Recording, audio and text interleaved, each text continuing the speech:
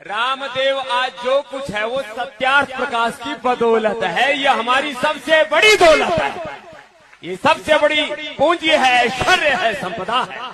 वेदों का अनुवाद किया और वेदों की ओर चलो का नारा भी उन्हीं के द्वारा दिया गया है, लेकिन अफसोस के साथ कहना पड़ रहा है वो ही वेदों के अर्थ का अनर्थ कर गए। संत रामपाल जी ने बताया कि दयानंद सरस्वती ने सत्यार्थ प्रकाश में वेद विरुद्ध ज्ञान दिया है, जहाँ वेदों में वर्णित है कि परमात्मा साकार है, पापों को नष्ट कर सकता है, क्षमा कर सकता है। परमात्मा पाप कर्म से हमारा नाश करने वाले हर कष्ट को दूर कर विषाक्त रोगों से रक्षा करते हैं। वहीं सत्यार्थ प्रकाश में दयानंद सरस्वती ने लिखा है कि परमात्मा निराकार है और पापों का दंड भोगना ही पड़ता है।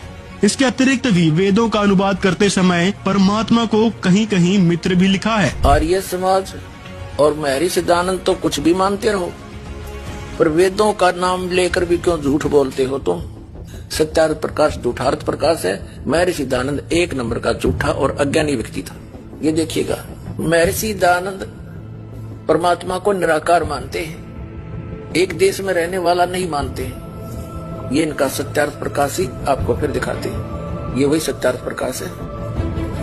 154 पृष्ठ पर यहां देखना। किसी ने प्रश्न किया ईश्वर साकार है व निराकार? महर्षि सिद्धानंद कहते हैं निराकार। अब आपको फिर दिखाते हैं वेदों में परमात्मा कैसा है। देखिए, अब सत्यार्थ प्रकाश रख दिया, ऋग्वेद हमने फिर ले लिया। सार्वदेशीय कार्य प्रतिनिधि सभा, महर्षि सिद्धांत भवन, रामलीला मैदान, नई दिल्ली से। ऋग्वेद मंडल नंबर 9 82 के 1 में स्पष्ट हो चुका है कि सर्वोत्पादक प्रभु, प्रकाश स्वरूप, सद्गुणों की वृष्टि करने वाला, पापों के हरण करने वाला, व राजा के समान है। 269 पे है ये और 270 पे।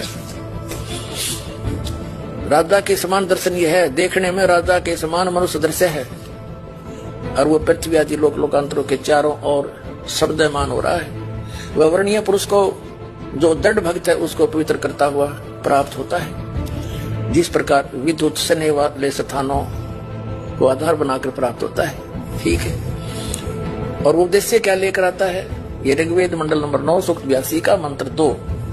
ये परमात्मा उपदेश करने की इच्छा से, यानी सच्चा ज्ञान देने के उद्देश्य से आप महापुरुषों को प्राप्त होते हो, और आप अत्यंत गतिशील पदार्थ के समान हमारे अध्यात्म यज्ञ को प्राप्त होते हो।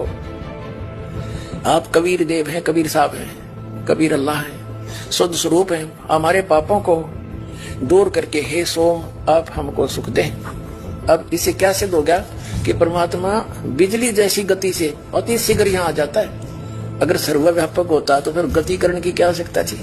अब फिर आते हम ऋग्वेद मंडल नंबर 9 सूक्त 86 के और मंत्र नंबर 26 में। यह हमने पढ़ लिया पहले आपने ने, और यहाँ अब हम सिद्ध करते हैं कि परमात्मा एक स्थान पर रहता है। ऋग्वेद मंडल नंबर 9 सूक्त 86 का मंत्र 27।